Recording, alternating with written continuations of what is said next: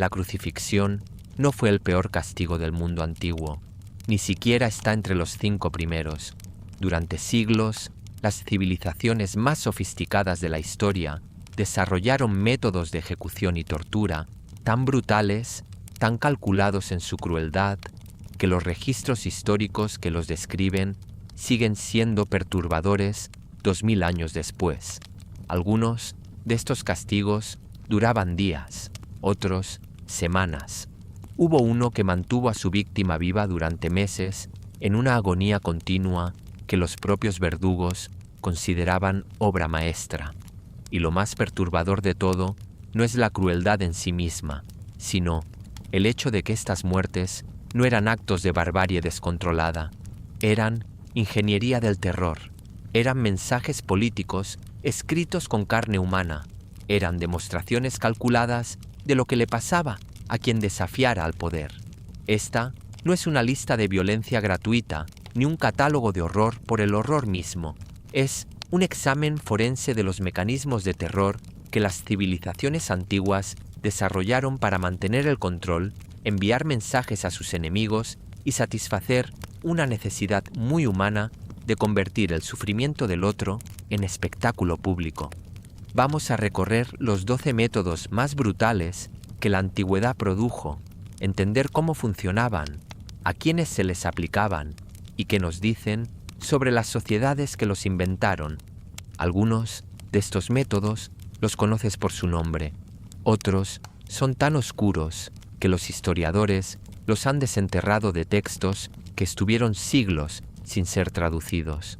Todos te van a hacer pensar en cómo la crueldad humana no es un accidente de la historia, sino una lección deliberada, repetida, perfeccionada. Antes de que te acomodes, tómate un momento para darle un buen like al video y suscribirte. Cuéntame en los comentarios desde dónde nos estás escuchando y qué hora es para ti. Siempre es fascinante ver quién se une a nosotros desde todas partes del mundo. Es que este relato te sumerja en una experiencia única mientras concilias el buen sueño. Para entender la magnitud de lo que vamos a explorar, primero hay que comprender un contexto que la mayoría de las narrativas populares sobre el mundo antiguo pasan por alto. La crueldad organizada no nació de la ignorancia, nació de la sofisticación. Las civilizaciones que desarrollaron los métodos de tortura y ejecución más elaborados de la historia antigua fueron también, con frecuencia, las más avanzadas en medicina, filosofía, arquitectura e ingeniería. Esto no es una coincidencia, es una consecuencia directa de cómo el conocimiento técnico puede ser aplicado en cualquier dirección que la política y el poder elijan.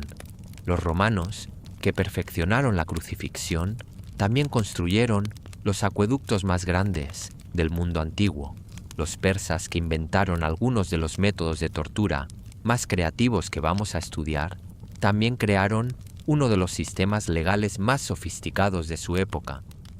Los griegos, que condenaron a sus filósofos a morir bebiendo cicuta, también inventaron la democracia, la tecnología del sufrimiento y la tecnología de la civilización viajaban juntas, impulsadas por el mismo motor de inteligencia humana aplicada al problema de cómo controlar a otras personas.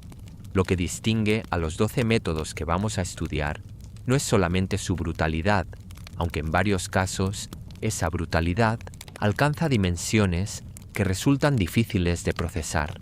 Lo que los distingue es su intencionalidad. Cada uno de estos métodos fue diseñado, refinado y ejecutado con un propósito específico. Algunos buscaban el máximo sufrimiento físico, otros apuntaban a la degradación psicológica, algunos estaban pensados para ser presenciados por multitudes, otros eran tan secretos que solo los conocían el verdugo y su víctima, y en todos los casos, la muerte, cuando llegaba, era casi un detalle secundario comparado con el proceso que la precedía. Vamos a empezar. Número 12. La muerte por exposición en el mundo greco-romano.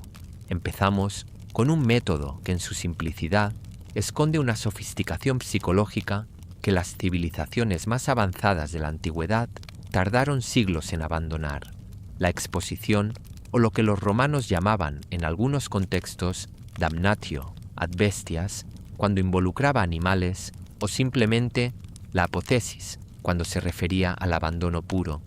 Pero antes de llegar a los animales, hablemos de la forma más elemental y más perturbadora de este castigo. En la Grecia antigua, el abandono de recién nacidos era una práctica socialmente aceptada que operaba bajo el eufemismo de la exposición. Los bebés no deseados, los que nacían con deformidades visibles, los hijos de madres no casadas o simplemente los que llegaban a familias que ya no podían alimentar más bocas, eran llevados a lugares específicos y dejados a su suerte. La ciudad de Esparta tenía un sistema formal para esto. Los ancianos del Estado examinaban a cada recién nacido y determinaban si era suficientemente fuerte para ser criado.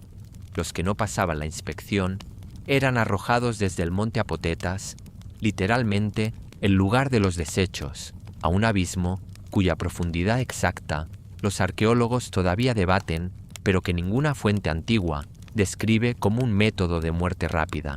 Pero cuando hablamos de la exposición como castigo deliberado, la cosa se vuelve considerablemente más oscura. La muerte por exposición en el mundo romano podía adoptar dos formas principales. La primera era la exposición pasiva, dejar a alguien en condiciones en las que la naturaleza se encargaba del trabajo. La segunda, y considerablemente más dramática, era la exposición activa, que en sus versiones más elaboradas incluía la damnatio ad bestias, la condena a las fieras. La damnatio ad bestias fue uno de los espectáculos más populares del anfiteatro romano. El Coliseo de Roma, ese monumento que hoy aparece en tarjetas postales y que los turistas fotografían bajo el sol del Mediterráneo, fue el escenario de miles de muertes por este método. Las estimaciones más conservadoras sugieren que durante los primeros 4 siglos de la era cristiana, cientos de miles de personas murieron en los anfiteatros romanos a manos de fieras, y no hablamos de un método de ejecución rápida. El protocolo estándar de la damnatio variaba según el estatus del condenado y la creatividad de los organizadores del espectáculo. En la versión básica, el condenado era llevado a la arena, donde animales previamente mantenidos en ayuno esperaban. Los leones eran los favoritos, aunque también se usaban leopardos, osos, toros, cocodrilos importados del Nilo y en ocasiones especiales, rinocerontes traídos de África con un costo logístico que hoy resultaría asombroso. El condenado podía tener armas o no, dependiendo del humor del organizador y de si se buscaba el espectáculo de una lucha fugaz antes de la muerte inevitable o simplemente la ejecución inmediata. Pero la variante que más perturbaba, incluso a los cronistas romanos, que no eran precisamente sensibles al sufrimiento ajeno, era la exposición dramatizada. En estas versiones, el condenado era primero torturado de manera que sus heridas lo hicieran sangrar abundantemente, para así excitar más a los animales, y luego era llevado a la arena en una condición física que le impedía defender. El filósofo Séneca, que vivió bajo el imperio de Nerón y no era ajeno a la brutalidad de su tiempo, escribió sobre estas escenas con un horror que resulta genuino incluso leyéndolo 2000 años después. Describía cómo el público romano, esa misma gente que llenaba los teatros para escuchar a Horacio y Virgilio, aplaudía mientras los animales destrozaban cuerpos humanos con una actitud que él consideraba moralmente más peligrosa que la propia muerte de las víctimas. La crueldad particular de este método no residía tanto en su velocidad o en su dolor, aunque ambos podían ser extremos, sino en su teatralidad. El condenado a la damnatio no moría en privado ni en dignidad, moría en público, bajo miles de miradas, convertido en entretenimiento. La humillación era tan parte del castigo como la muerte misma, y en una cultura donde el honor y la reputación pública eran valores centrales, esa humillación funcionaba como un mensaje amplificado a todos los que pudieran estar considerando desafiar el orden. Lo que la exposición en todas sus formas nos dice sobre el mundo romano es algo que los historiadores modernos han tardado en reconocer completamente. El terror del anfiteatro no era un subproducto accidental de una civilización brutal, era una política deliberada de control social. Las clases altas que organizaban los juegos sabían exactamente lo que estaban haciendo cuando llenaban el coliseo de espectadores. Le estaban mostrando al pueblo romano y a los pueblos conquistados que visitaban Roma, que el Estado tenía el poder de hacer con cualquier cuerpo lo que quisiera, que la frontera entre el ciudadano que miraba y el condenado que moría no era tan sólida como parecía, que el poder podía cruzarla cuando lo decidiera. Ese mensaje, más que cualquier discurso o ley, era lo que mantenía a las masas en línea. Número 11. La rueda de tortura en el mundo medieval tardío y antiguo. Antes de que pienses que la rueda es una invención medieval, hay que aclarar que sus variantes más brutales tienen raíces que se remontan a la Persia aqueménida y al mundo helenístico. La rueda, en sus múltiples versiones, desde la rueda de ruptura hasta la rueda de exposición, es uno de esos métodos que evolucionó durante siglos y que merece atención no por ser el más doloroso de esta lista, porque hay varios que lo superan, sino por la ingeniosa crueldad de su mecánica. La versión más documentada en el mundo antiguo tardío y que sobrevivió en distintas formas hasta la Edad Media era la llamada rueda de ruptura, o en su terminología latina, la rota. El condenado era atado a una rueda grande, generalmente de madera, con radios de hierro o simplemente construida en madera maciza, y el verdugo procedía a romper sistemáticamente los huesos del cuerpo usando un mazo o una barra de metal. El orden en el que se rompían los huesos no era aleatorio, era un protocolo. En la versión de la muerte desde abajo, el verdugo comenzaba por las extremidades inferiores, los tobillos, las espinillas, las rodillas, y ascendía gradualmente hacia el torso, calculando los golpes para no alcanzar órganos vitales inmediatamente. El condenado podía sobrevivir con todos los huesos de las extremidades destrozados durante horas, mantenido vivo por la misma rueda que lo torturaba y por la habilidad del verdugo en evitar los puntos mortales. En la versión de la muerte desde arriba, el procedimiento era inverso.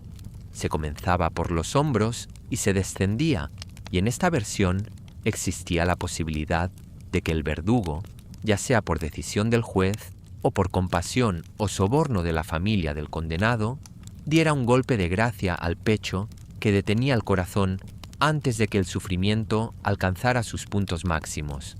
Pero lo que hacía a la rueda particularmente brutal no era solamente el proceso de ruptura, era lo que venía después. En muchas jurisdicciones del mundo antiguo, tardío y medieval, los restos del condenado eran dejados en la rueda, expuestos a la intemperie durante días o semanas. El cuerpo roto, incapaz de movimiento, quedaba a merced del sol, la lluvia, los insectos y las aves carroñeras. En regiones con clima cálido, la descomposición comenzaba antes de que el condenado muriera, y hay registros de personas que sobrevivieron en la rueda durante 2 o 3 días, con el cuerpo destrozado y parcialmente comido por insectos antes de que la muerte llegara. El cronista Romano Tácito, cuya obra nos ha proporcionado algunos de los registros más detallados sobre las prácticas de ejecución de su época, menciona la rueda como uno de los instrumentos utilizados en las provincias orientales del imperio, pero es en los registros persas y en las fuentes que describen las prácticas de ejecución en las satrapías orientales donde encontramos las descripciones más detalladas y más perturbadoras de este método. Los persas, que como veremos más adelante en esta lista, fueron auténticos innovadores en el campo del sufrimiento organizado, usaban la rueda tanto como instrumento de tortura para obtener confesiones como mecanismo de ejecución pública. La diferencia entre tortura y ejecución era a menudo una cuestión de grado. En la tortura, el verdugo aplicaba suficiente fuerza para producir dolor extremo sin romper los huesos, de manera que pusieran la vida en riesgo inmediato. En la ejecución, el objetivo era precisamente ese, pero calculado para maximizar la duración del sufrimiento. Lo que distingue a la rueda de otros métodos en esta lista es su carácter de mensaje arquitectónico. Una persona en una rueda, con el cuerpo retorcido en ángulos imposibles y expuesta en la plaza pública durante días, no es solo un cuerpo que muere, es una señal, un letrero que dice con absoluta claridad que el Estado tiene el poder de hacer esto, que puede hacerlo durante días y que lo puede dejar allí para que todos lo vean. El horror de la rueda no residía solo en el sufrimiento del condenado, residía en lo que ese sufrimiento visible hacía a todos los que lo presenciaban. Número 10. La muerte por 1000 cortes en China imperial. Nos trasladamos ahora al Extremo Oriente, a una de las civilizaciones más complejas y sofisticadas de la historia antigua, para encontrar un método de ejecución que en su elaboración técnica no tiene paralelo en el mundo antiguo, el linchi, que se traduce aproximadamente como la muerte lenta, la ejecución por cortes o, en la denominación popular, que llegó a Occidente a través de los informes de los misioneros jesuitas del siglo XVII, la muerte por 1000 cortes. El linchi no es exactamente un método del mundo antiguo en el sentido que normalmente le damos a esa expresión. Fue codificado formalmente en el Código Penal chino durante la dinastía Tang, en el siglo VII de la era cristiana, aunque hay evidencia de prácticas similares en periodos anteriores. Sin embargo, merece su lugar en esta lista por dos razones. La primera es que sus raíces conceptuales se encuentran en tradiciones de ejecución que preceden a su codificación formal. La segunda, y más importante, es que el linchi representa el punto máximo de desarrollo de una filosofía de la ejecución que está presente en múltiples formas en el mundo antiguo. La idea de que la muerte puede y debe ser fragmentada, racionada, administrada en dosis calculadas para prolongar al máximo la experiencia del condenado.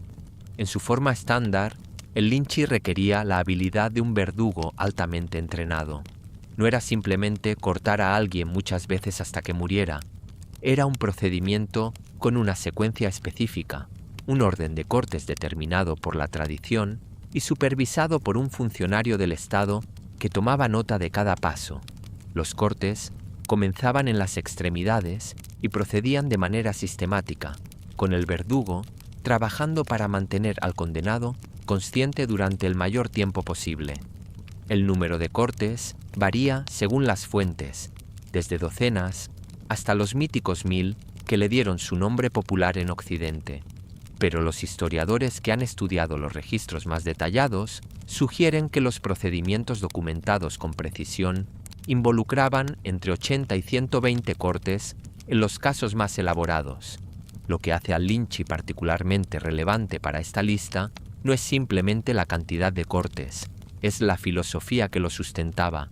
En la tradición legal china imperial, el linchi estaba reservado para los crímenes más graves dentro de la jerarquía confuciana de transgresiones: el parricidio, la traición al emperador, el asesinato del maestro, cualquier acto que violara de manera fundamental el orden jerárquico sobre el que se construía la sociedad confuciana, merecía no solo la muerte, sino la destrucción física completa del cuerpo que había cometido esa transgresión. Esta última parte es crucial para entender el linchi en su contexto. La filosofía confuciana concedía una importancia enorme a la integridad del cuerpo físico, hasta el punto de que los hijos respetuosos tenían la obligación de asegurarse de que sus padres fueran enterrados con el cuerpo completo. En ese contexto cultural, un método de ejecución que no solo mataba, sino que destruía el cuerpo, que lo convertía en fragmentos irreconocibles, no era solo un castigo físico, era la aniquilación del yo en el sentido más profundo que esa cultura podía concebir. Era borrar al condenado no solo de la vida, sino de la posibilidad de una existencia ordenada en el más allá. Los registros del Lynchi que han llegado hasta nosotros incluyen algunos de los documentos más perturbadores que un historiador puede encontrar.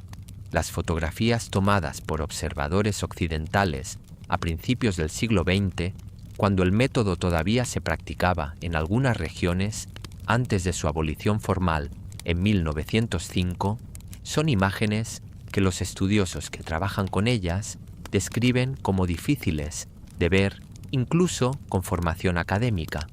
Pero más perturbadores que las imágenes son los relatos de los condenados que, según los registros de la época, permanecían conscientes durante periodos que los testigos describían como imposiblemente largos.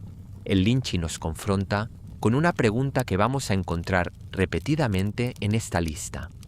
¿Cuál es el límite de lo que el cuerpo humano puede soportar antes de que la conciencia se desconecte?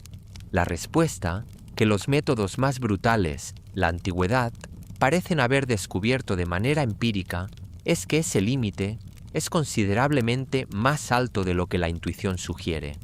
El cuerpo humano tiene una tenacidad biológica que puede convertirse, en las circunstancias equivocadas, en la mayor fuente de sufrimiento que existe. Número 9.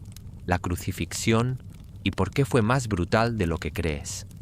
Dijimos al principio que la crucifixión no está entre los 5 peores métodos de esta lista, y eso es verdad, pero sería un error ignorarla o tratarla superficialmente, porque la crucifixión en su forma romana clásica es uno de los métodos de ejecución más elaborados y más pensados que la historia antigua produjo y merece ser entendida en todos sus detalles, que son considerablemente más brutales de lo que la representación cultural habitual sugiere.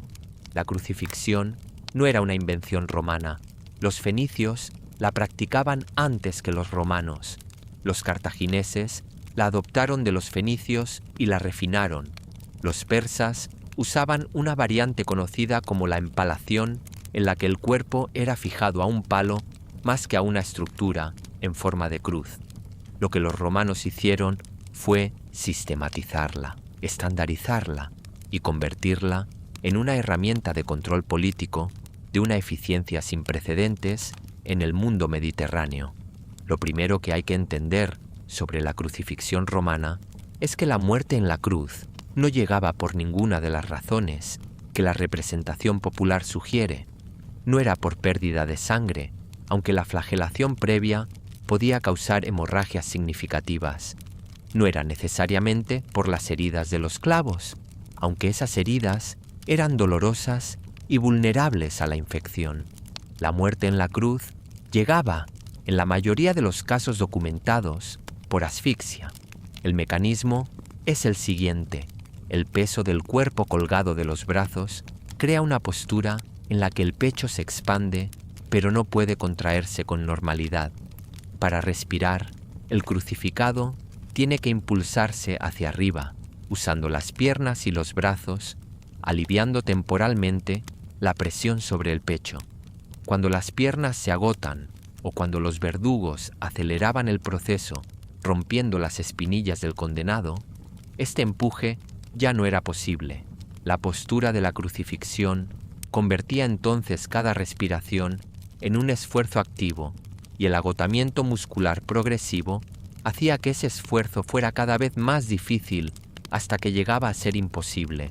Esto significa que la crucifixión no era simplemente una manera de matar, era una manera de hacer que el condenado trabajara activamente para seguir vivo, sabiendo que ese trabajo era inútil, que el agotamiento era inevitable, que cada pequeño triunfo de conseguir un poco más de aire era solo el preludio de la misma derrota que llegaba irremediablemente. El proceso podía durar días. Los registros históricos mencionan casos de personas que sobrevivieron en la cruz durante 3 o 4 días antes de morir. El dolor físico de la crucifixión era de múltiples capas. Los clavos en las muñecas, que que en la técnica romana estándar pasaban por el espacio entre los huesos del carpo y no a través de la palma, como la iconografía posterior ha popularizado, dañaban los nervios medios con cada movimiento. La fricción del cuerpo contra la madera áspera de la cruz producía abrasiones en la espalda, especialmente dolorosas para quienes habían recibido la flagelación previa, la exposición al sol, la sed, el hambre, la vergüenza de morir en público, completamente desnudo y en una postura de impotencia total. Todas estas dimensiones se superponían en una experiencia de sufrimiento que los propios romanos consideraban el más severo de sus castigos formales, y precisamente por eso lo usaban de la manera que lo usaban. La crucifixión no se aplicaba a los ciudadanos romanos. Los ciudadanos tenían derecho a métodos de ejecución más rápidos y dignos, como la decapitación. La crucifixión era el castigo para los esclavos, para los extranjeros, para los rebeldes y para aquellos que el Estado romano quería no solo matar, sino humillar públicamente de la manera más completa posible. La carretera Apia a la salida de Roma estuvo decorada durante semanas en el año 71 antes de la era cristiana con 6.000 cruces que llevaban los restos de los esclavos rebeldes capturados tras la derrota de Espartaco. 6.000 cruces a lo largo de más de 200 kilómetros de carretera, no como cementerio, como mensaje, como publicidad del poder del Estado romano sobre los cuerpos de quienes se atrevieran a desafiarlo. Número 8. El empalamiento y sus variantes en el mundo persa y asirio. Llegamos a un método que es conocido principalmente por su asociación con Vlad el Empalador, el príncipe del siglo XV, cuya crueldad inspiraría siglos después la leyenda de Drácula. Pero el empalamiento como método de ejecución y exhibición tiene raíces que se remontan al menos 2000 años antes de Vlad, y en sus versiones originales del mundo antiguo alcanzaba niveles de elaboración técnica que hacían de la práctica algo muy diferente a la imagen simplificada que la cultura popular ha heredado. Los asirios, ese pueblo del norte de Mesopotamia, que construyó uno de los primeros imperios verdaderamente globales de la historia, eran documentadores meticulosos de sus propias prácticas militares y punitivas. Sus basrelieves, esas esculturas en piedra que cubrían las paredes de sus palacios y que hoy podemos ver en el Museo Británico y en el Museo del Louvre, son algunos de los registros más completos que tenemos de las prácticas de guerra y castigo del mundo antiguo. Y en esos relieves, el empalamiento aparece repetidamente, representado con un detalle técnico que hace evidente que los artistas estaban mostrando algo que conocían bien. La variante asiria del empalamiento era frecuentemente horizontal, no vertical. El condenado era atravesado por una lanza o un palo desde la región pélvica hacia arriba, y luego la lanza era fijada en posición vertical, con el cuerpo del condenado formando un ángulo hacia abajo desde el punto de penetración. Este método, que los especialistas en historia militar asiria han analizado en detalle, estaba calculado para evitar los órganos vitales en la penetración inicial, lo que mantenía al condenado vivo durante el proceso y durante el tiempo que siguiera. El condenado quedaba suspendido en el palo a una altura visible, su propio peso actuando como el mecanismo que lentamente profundizaba la herida y destruía los órganos internos. Los persas adoptaron y modificaron estas prácticas asirias y en sus versiones añadieron elementos que convertían el empalamiento en una herramienta de terror político de primer orden. El rey persa Jerjes, ese mismo que invadió Grecia en el 480 antes de la era cristiana y que inspiró la película de Hollywood de los guerreros espartanos, mandó empalar el cadáver del espartano Leónidas tras la batalla de las Termópilas, una decisión que en el contexto cultural griego era considerada una de las mayores humillaciones que se podía infligir a un enemigo muerto.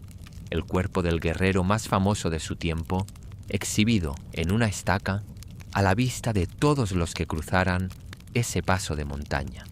Pero el empalamiento de muertos, aunque simbólicamente poderoso, era menos brutal que el de vivos, y las fuentes persas, así como las fuentes griegas que describían las prácticas persas con una mezcla de horror y fascinación, mencionan repetidamente el empalamiento de vivos como parte del repertorio de castigos que el imperio aqueménida reservaba para los traidores y los rebeldes de mayor envergadura. La crueldad técnica del empalamiento, en sus variantes antiguas, residía en la combinación de tres factores: el dolor del propio proceso de penetración, que incluso cuando se realizaba con cuidado para preservar la vida, era insoportable; la incapacidad total del condenado para moverse o actuar sobre su situación, suspendido en el aire sin posibilidad de aliviar la presión; y la publicidad del castigo, que convertía al condenado en una exhibición permanente para todos los que pasaran por el lugar de la ejecución. Lo que distingue al empalamiento de otros métodos en esta lista es su durabilidad como mensaje. Un cuerpo empalado y expuesto en un lugar público duraba días, semanas en algunos climas. Los relieves asirios muestran ciudades asediadas con figuras empaladas en las murallas, visible para defensores y atacantes por igual. El mensaje era simple y no requería traducción. Esto es lo que le pasa a quien resiste. Esto es lo que le pasa a quien no se rinde a tiempo. El cuerpo del condenado convertido en señalización del poder. Número 7. La muerte por veneno lento en la antigüedad clásica. Sería un error pensar que todos los métodos brutales del mundo antiguo involucraban violencia física directa. Algunos, de los más elaborados y más crueles, operaban a través de la química, usando venenos que los especialistas de la época habían aprendido a dosificar con una precisión que resultaría sorprendente incluso para un farmacólogo moderno. El caso más famoso de ejecución por veneno en el mundo antiguo es el de Sócrates, que murió bebiendo cicuta en Atenas en el año 399 antes de la era cristiana.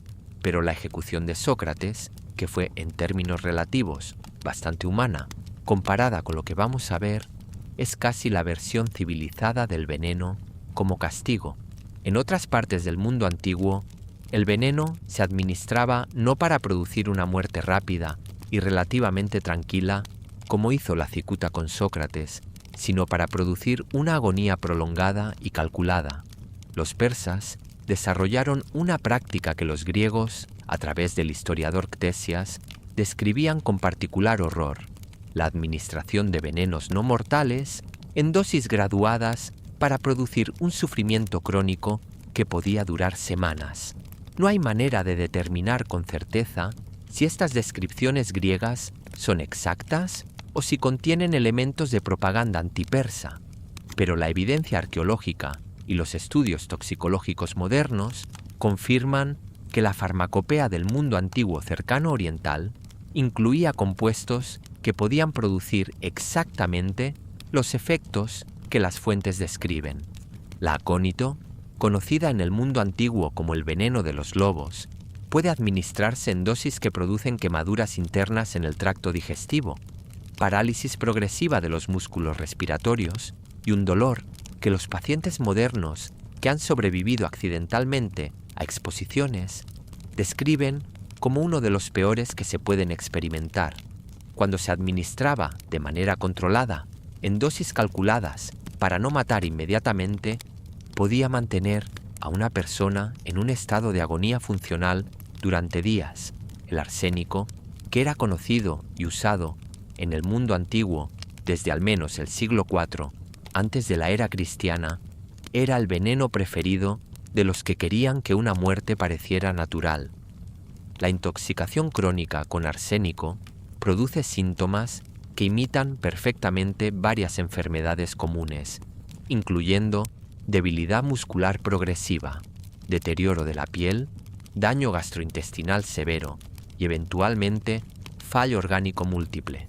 La historia de los Julio Claudios, esa primera dinastía imperial romana que incluye a Augusto, Tiberio, Calígula, Claudio y Nerón, está llena de sospechas de envenenamiento crónico que los historiadores modernos han analizado en detalle. Los síntomas que las fuentes antiguas describen en varios casos, incluyendo el famoso caso del emperador Claudio, son perfectamente consistentes con la intoxicación por arsénico. Lo que hace al veneno particularmente relevante en una lista sobre métodos de tortura y ejecución brutales es que en muchos casos el objetivo no era la muerte rápida, sino el deterioro controlado, hacer que alguien declinara lentamente, que perdiera primero la capacidad de actuar y luego la de hablar y finalmente la de vivir, era una forma de tortura que no dejaba marcas visibles, que era difícil de probar y que podía aplicarse a distancia, sin que el verdugo tuviera que estar presente en ningún momento. Las cortes del mundo antiguo, desde Persia hasta Roma, pasando por las monarquías helenísticas de Egipto y Siria, eran lugares donde el conocimiento de los venenos era una herramienta política de primer orden. Los médicos de la antigüedad, que conocían cómo usar esas sustancias, se convirtieron inevitablemente en actores políticos, tanto como los generales y los tesoreros.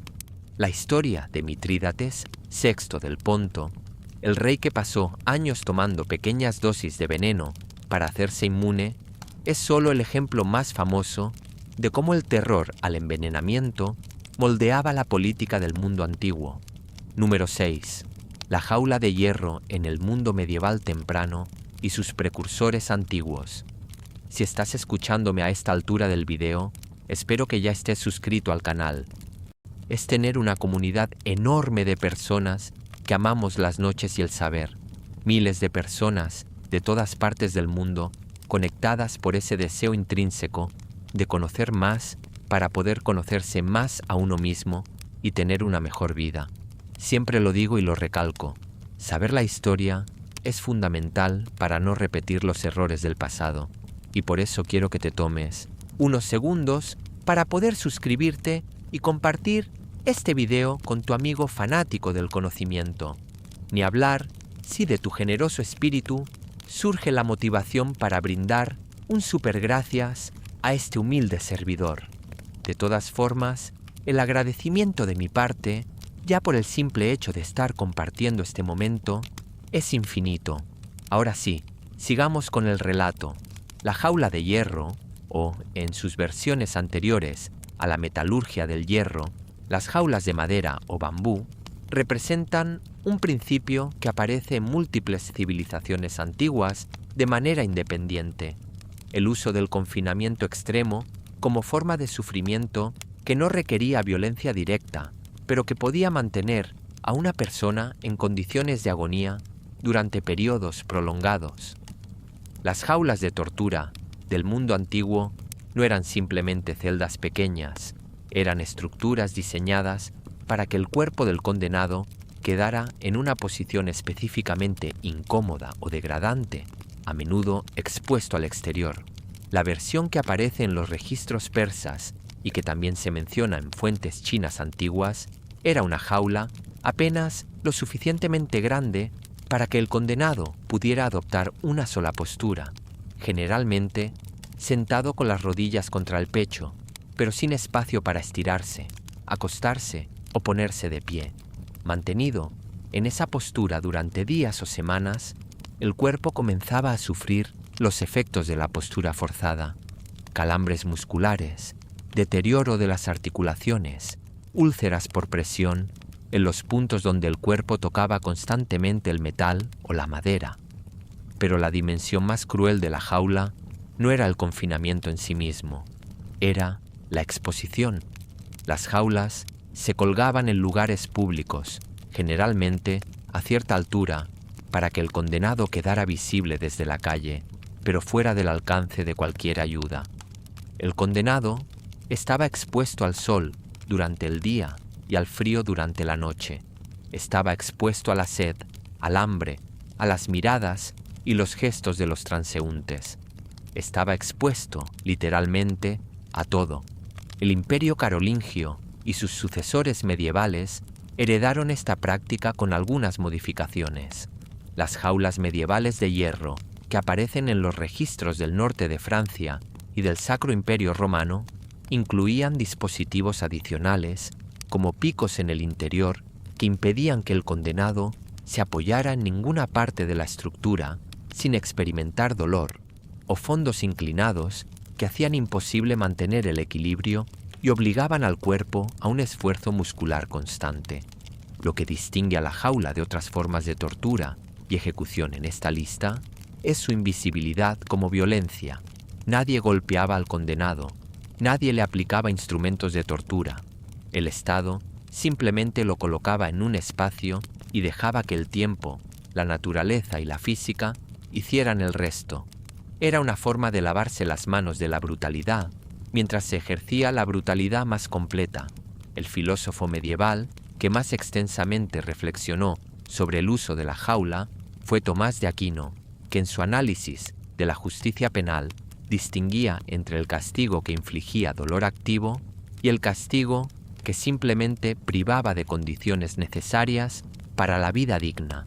La distinción, desde el punto de vista del que sufría, era académica, pero la distinción filosófica es reveladora de cómo las mentes más brillantes del mundo antiguo y medieval podían habituarse a la brutalidad, sistematizándola en categorías intelectuales que la hacían parecer razonable.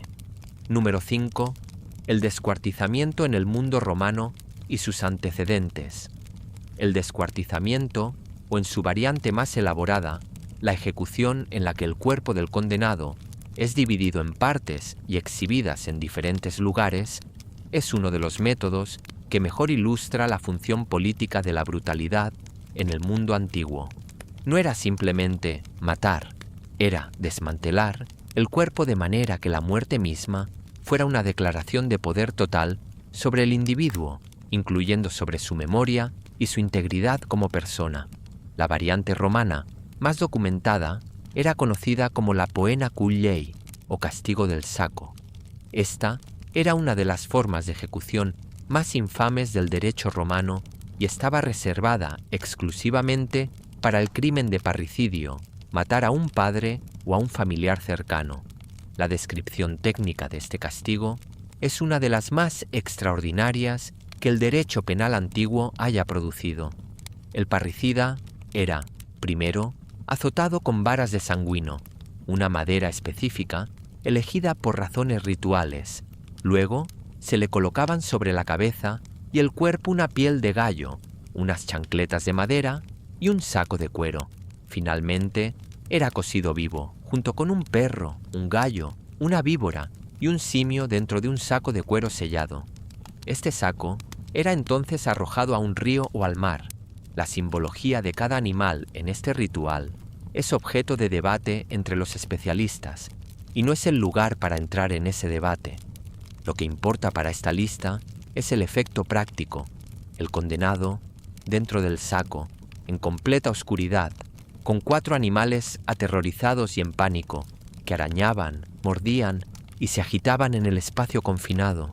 No hay manera de saber con precisión cuánto tiempo sobrevivían los condenados en estas condiciones antes de morir por las heridas de los animales o por ahogamiento cuando el saco llegaba al agua. Los registros sugieren que era suficientemente largo para ser extraordinariamente cruel, pero la poena cullei, siendo dramática, era en cierto sentido el ápice de un sistema de descuartizamiento más general.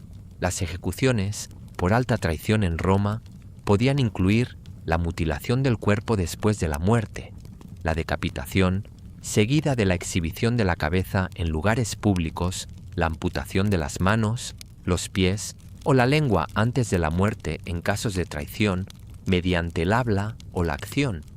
El cuerpo del condenado era dividido en mensajes, cada parte enviada a un lugar diferente para maximizar el alcance del terror político.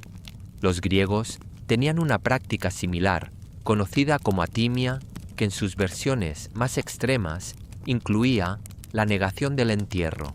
No era simplemente una privación logística. En la cosmología griega, un cuerpo no enterrado estaba condenado a vagar por la orilla del Hades durante 100 años sin poder cruzar al otro mundo.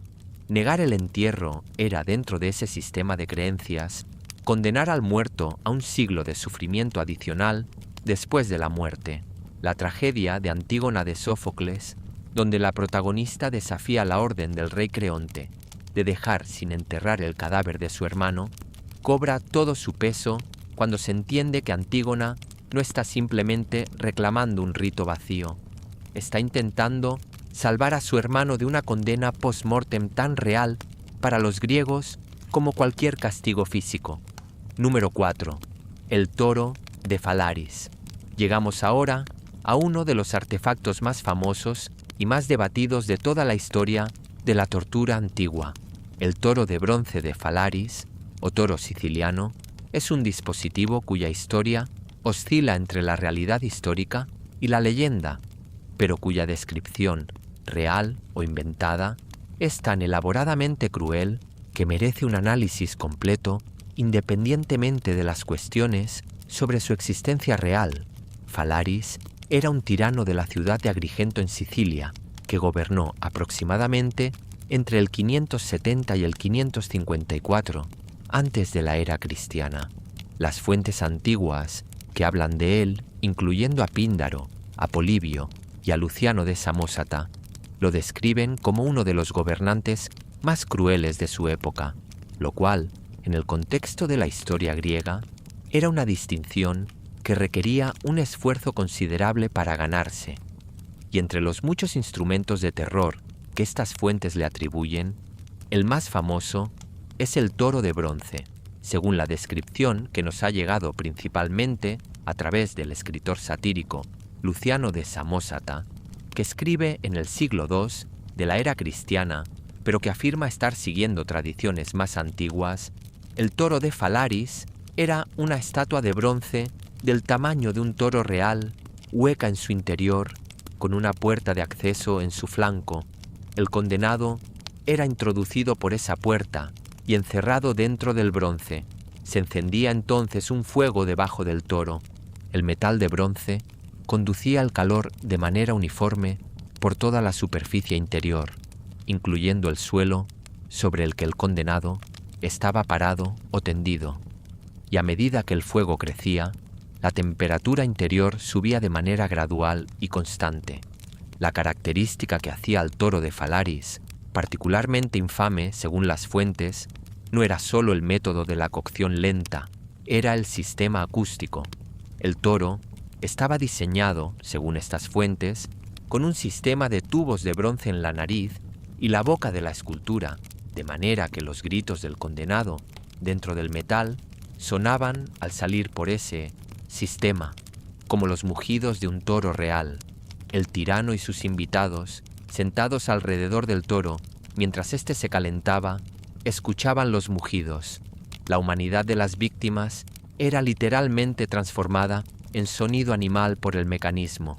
La historia tiene un final poético, pero quizás demasiado conveniente para ser completamente verdadero.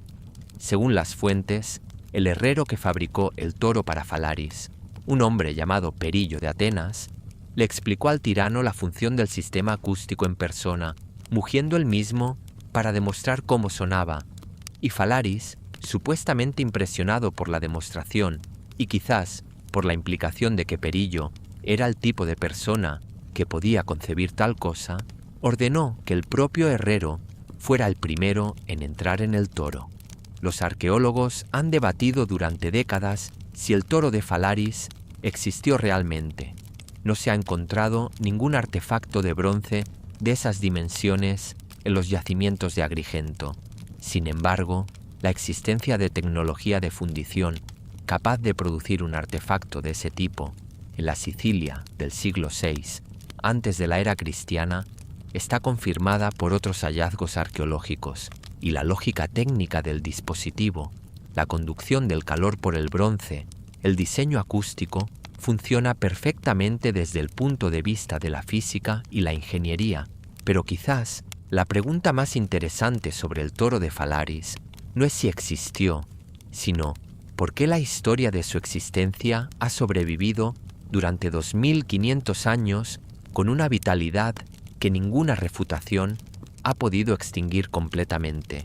La respuesta dice algo importante sobre el mundo antiguo, la idea de un tirano que convierte los gritos humanos en mugidos de toro, que elimina la humanidad de sus víctimas, incluso en el momento de su mayor expresión de humanidad, que es el grito de dolor, resonaba en las mentes de los griegos y los romanos como el ejemplo perfecto de lo que la tiranía hacía en su esencia más profunda. No solo mataba, deshumanizaba, convertía a las personas en objetos, en animales, en material. El toro de Falaris, real o imaginado, es el símbolo más completo de una cierta visión del poder absoluto, la visión de quien puede decidir no solo que alguien muere, sino cómo suena mientras muere. Número 3. La escafismo o el bote de la muerte.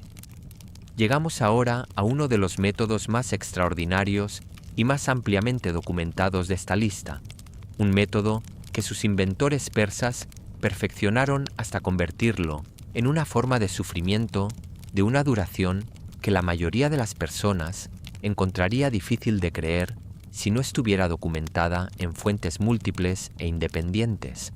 La escafismo, del griego escafismo, que significa cuenco o barca, es descrita con considerable detalle por el historiador griego Plutarco en sus vidas paralelas por Ctesias de Cnido, que era médico personal del rey persa Artaxerjes II y que por tanto tenía acceso directo a información sobre las prácticas persas, y por Máximo de Tiro, entre otras fuentes. El hecho de que múltiples escritores de épocas y contextos diferentes describan el mismo método con detalles consistentes sugiere que no estamos ante una invención literaria, sino ante una práctica real. El proceso era el siguiente.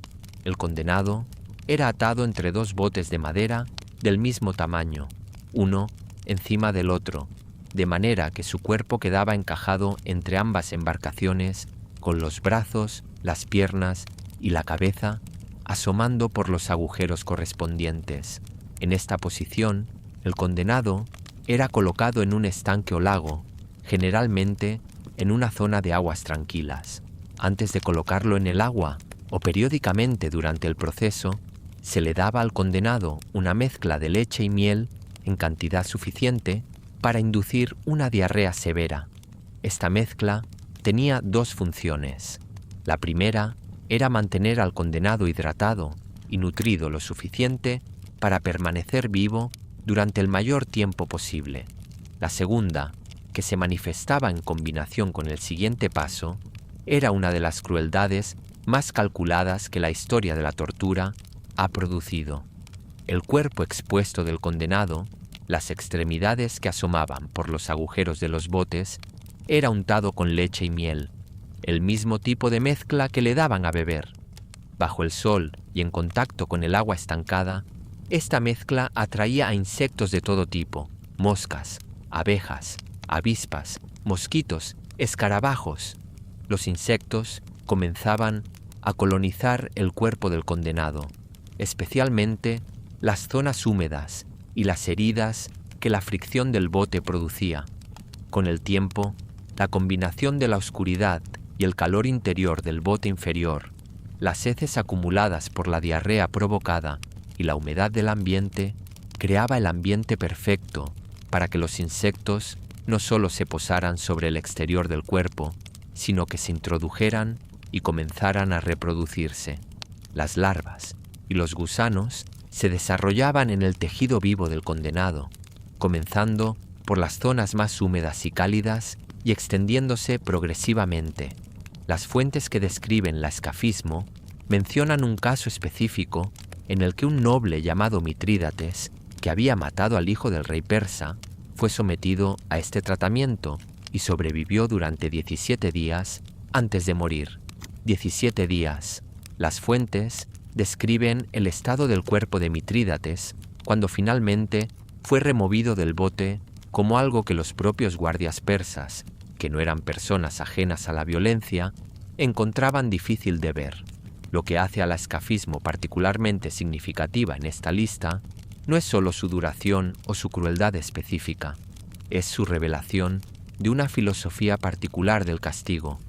Los persas que desarrollaron este método no buscaban simplemente matar al condenado, buscaban la descomposición en vida, la transformación del cuerpo humano en un ecosistema para otros seres vivos, la destrucción del cuerpo desde dentro y desde fuera simultáneamente, mientras el condenado permanecía consciente y capaz de experimentar lo que le estaba ocurriendo.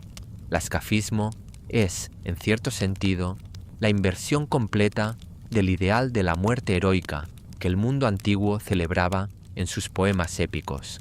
Aquiles, muriendo en combate, bello y joven y en el pico de su gloria. Leónidas, cayendo con la espada en la mano. El escafismo era la antítesis de todo eso. Era la muerte más antiépica que se podía concebir, lenta, repugnante, invisible en la oscuridad del bote, sin testigos heroicos ni gloria posible. Número 2. El despellejamiento en vivo. Estamos llegando a los dos métodos más brutales de esta lista, y es importante advertir que lo que viene ahora supera en crueldad técnica todo lo que hemos visto hasta aquí. El despellejamiento en vida, o écorché en las tradiciones francesas que adoptaron el término del mundo antiguo, es probablemente el método de ejecución más doloroso que la historia antigua produjo, y fue usado con suficiente frecuencia como para tener procedimientos estandarizados en múltiples civilizaciones. El despellejamiento en vida aparece en los registros asirios, persas, chinos y romanos, entre otros. En todos los casos, el principio es el mismo. La piel humana, ese órgano que contiene aproximadamente 3 millones de receptores de dolor distribuidos por toda su superficie, es separada del tejido subcutáceo mediante un proceso que puede durar varias horas dependiendo de la habilidad del verdugo y de si el objetivo es la velocidad o la maximización del sufrimiento. El historiador Heródoto menciona el despellejamiento de un juez persa corrupto, llamado Sisamnes, por orden del rey Cambises II. El rey ordenó no solo desollarlo vivo, sino que la piel resultante fuera estirada sobre la silla judicial y que el hijo del condenado, que heredaba el cargo de su padre, debiera sentarse en esa silla para administrar justicia. El mensaje era de una claridad brutal. Su padre gobernó desde esa silla sin integridad. Ahora él gobernaría literalmente sobre la piel de las consecuencias de esa falta de integridad. Los romanos también usaron el despellejamiento, aunque con menos frecuencia y generalmente en el contexto de ejecuciones de alta traición o como parte de rituales de humillación post-mortem, pero son las fuentes asirias, esas mismas fuentes que hemos mencionado al hablar del empalamiento, las que proporcionan las descripciones más técnicas del proceso. Los relieves asirios muestran en algunos casos la secuencia completa del despellejamiento, con los verdugos trabajando de manera sistemática desde la parte superior del cuerpo hacia abajo o desde las extremidades hacia el centro. La elección de comenzar por las extremidades o por el torso tenía consecuencias prácticas importantes. Si se comenzaba por el torso, donde hay mayor densidad de terminaciones nerviosas y donde la pérdida de la barrera de la piel expone órganos vitales al aire, el pietosos condenado podía entrar en shock y perder la conciencia relativamente rápido. Si se comenzaba por las extremidades, el proceso era más largo y el condenado permanecía consciente durante más tiempo. La crueldad técnica particular del despellejamiento en vida reside en la neurología del dolor. La piel humana no solo contiene receptores de dolor, contiene receptores de temperatura, de presión, de textura. Cuando esa capa es eliminada, el tejido subyacente queda expuesto a todo estímulo sin la atenuación que la piel proporciona. El movimiento del aire sobre el tejido expuesto es doloroso. La luz sobre el tejido expuesto es dolorosa. El contacto de cualquier cosa con el tejido expuesto es doloroso. El condenado no solo sufría el dolor del propio proceso de despellejamiento, sino que después de ese proceso Cada segundo de existencia era una fuente adicional de sufrimiento. Los médicos de la antigüedad, que conocían el despellejamiento, y lo sabía porque se usaba en ciertos contextos de tortura judicial para obtener confesiones, sabían que un cuerpo completamente despellejado, pero con los órganos vitales intactos, podía sobrevivir durante horas o incluso días, dependiendo de las condiciones, y en algunas de las fuentes más perturbadoras que tenemos, hay indicaciones de que este conocimiento se usaba deliberadamente para mantener vivo al condenado durante el mayor tiempo posible. Lo que el despellejamiento nos dice sobre las civilizaciones que lo practicaban es algo que los historiadores del mundo antiguo han analizado con cuidado. El despellejamiento es un castigo que transforma el cuerpo del condenado de manera visualmente impactante, pero que al mismo tiempo lo mantiene reconocible como humano. No es la destrucción total que produce el fuego, por ejemplo, es la transformación. El condenado despellejado todavía tiene forma humana, pero ha perdido lo que hace que esa forma sea tolerable de ver. Es la inversión de la humanidad, no su eliminación. Esta lógica específica de la transformación es lo que explica por qué el rey Cambises mandó estirar la piel de Sisamnes sobre la silla del juez. No era solo crueldad, era una afirmación filosófica sobre la relación entre el exterior y el interior de las personas, sobre la idea de que alguien que tenía mal por dentro debía quedar despojado de su exterior. Una lógica brutal, pero una lógica. Número 1. La escafismus extrema y la muerte del general capturado en Persia. Llegamos al método más cruel de esta lista, no por el dolor inmediato que producía, aunque ese era considerable, sino por la combinación de duración, degradación y el nivel de sofisticación psicológica que lo hacía cualitativamente diferente a todo lo demás que hemos visto. No tiene un nombre tan conocido como el toro de Falaris o la crucifixión, pero los registros que lo describen son de una precisión que no deja lugar a dudas sobre su realidad histórica. Se trata de una variante extrema de las prácticas de ejecución persas que combinaba elementos del escafismo con el despellejamiento parcial y un uso del entorno natural que lo hace único en los registros que tenemos. Fue documentado en el contexto de la ejecución de prisioneros de guerra de alto rango, generales y nobles capturados en combate, para quienes el mensaje político de la ejecución necesitaba ser especialmente duradero y especialmente visible. El proceso comenzaba con el condenado siendo atado en una postura específica, de rodillas, con los brazos extendidos hacia los lados y fijados a postes, de manera que el cuerpo formara una postura de apertura total, completamente expuesto. En esa postura, el cuerpo del condenado era recubierto con miel, aceite de sésamo y leche fermentada en toda su superficie, prestando especial atención a los oídos, las fosas nasales, los ojos y la boca, no para cegarlo ni ensordecerlo de inmediato, sino para hacer esas cavidades especialmente atractivas para los insectos. El condenado era entonces colocado en un área específicamente elegida por su flora y fauna de insectos. Las fuentes persas que los griegos transmitieron mencionan pantanos y zonas de vegetación densa, lugares donde la concentración de moscas, mosquitos, hormigas y abejas era mayor. No había bote que cubriera al condenado. Estaba completamente expuesto al exterior, atado en su postura de apertura, en el lugar más infestado que los verdugos podían encontrar. Lo que seguía durante los días siguientes era una colonización progresiva del cuerpo por parte de los insectos. Pero la característica que lo distingue del escafismo descrita anteriormente era la escala temporal. Un condenado en buen estado físico, con la mezcla de nutrientes que se le había untado en un ambiente húmedo y cálido, podía sobrevivir en estas condiciones durante periodos que los registros, de manera extraordinaria, cifran en varias semanas.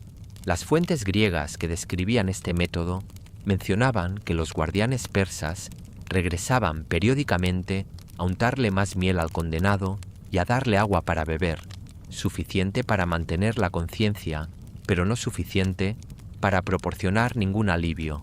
El condenado no podía actuar sobre su situación de ninguna manera, no podía espantar los insectos, no podía moverse, solo podía existir en ese estado de colonización progresiva, con plena conciencia de lo que le estaba ocurriendo y sin ninguna posibilidad de que terminara pronto. La muerte, cuando finalmente llegaba, no era por causa identificable de manera simple. Era la acumulación de múltiples factores, la pérdida de tejido por la actividad de los insectos, la infección sistemática de todo el cuerpo, el agotamiento extremo de mantener cualquier tensión muscular durante semanas de inmovilidad forzada, el shock psicológico de la conciencia sostenida durante tanto tiempo de lo que estaba ocurriendo. Lo que distingue a este método, como el número 1 de esta lista, no es solo su crueldad técnica, aunque esa crueldad es difícil de superar, es lo que revela sobre la filosofía del terror que lo produjo. Los persas, que usaban este método para ejecutar a generales enemigos, no estaban simplemente matando a un prisionero de guerra, estaban enviando un mensaje que todos los que pudieran llegar a ser ese general necesitaban entender. El mensaje era: si te capturamos, tenemos la capacidad y la voluntad de hacer que tu muerte sea el evento más largo y más lento de tu vida, y tenemos la paciencia para esperar. Esta amenaza, comunicada a través de la existencia documentada y narrada de casos específicos, era quizás más poderosa como herramienta de terror que cualquier victoria en batalla. Un enemigo que sabe que su captura significa semanas de agonía consciente en un pantano, lleva esa información a todas sus decisiones militares. Lucha de manera diferente, huye de manera diferente, evalúa el riesgo de manera diferente. El terror más efectivo del mundo antiguo no era el que producía el mayor número de muertes en el menor tiempo, era el que producía el mayor impacto en la conducta de los vivos. Reflexión final. Lo que estos 12 métodos nos dicen sobre nosotros mismos. Hemos recorrido 12 métodos de tortura y ejecución que el mundo antiguo produjo con una sofisticación que resulta perturbadora precisamente porque esa sofisticación es evidencia de inteligencia aplicada a un objetivo específico. Cada uno de estos métodos fue inventado, refinado y ejecutado por personas que compartían con nosotros la misma neurología, la misma biología, la misma capacidad cognitiva, que usaron esa capacidad para esto. La pregunta que emerge de este recorrido no es simplemente la de cómo podían ser tan crueles. Esa es la pregunta fácil, la que nos permite distanciar cómodamente su mundo del nuestro. La pregunta difícil es qué condiciones específicas hicieron que inteligencias capaces de construir el Partenón y escribir la Ilíada aplicaran esa misma inteligencia al diseño del toro de Falaris y el escafismo. La respuesta que emerge del estudio histórico serio es siempre la misma. No fue la ausencia de moral lo que produjo estos métodos, fue la presencia de sistemas políticos y sociales que convertían el sufrimiento del otro en herramienta de poder, en espectáculo, en mensaje. Los inventores de estos métodos no eran monstruos sin conciencia moral, eran personas que operaban dentro de marcos donde la crueldad sistematizada era no solo aceptable, sino funcionalmente necesaria para el mantenimiento del orden que esas sociedades valoraban.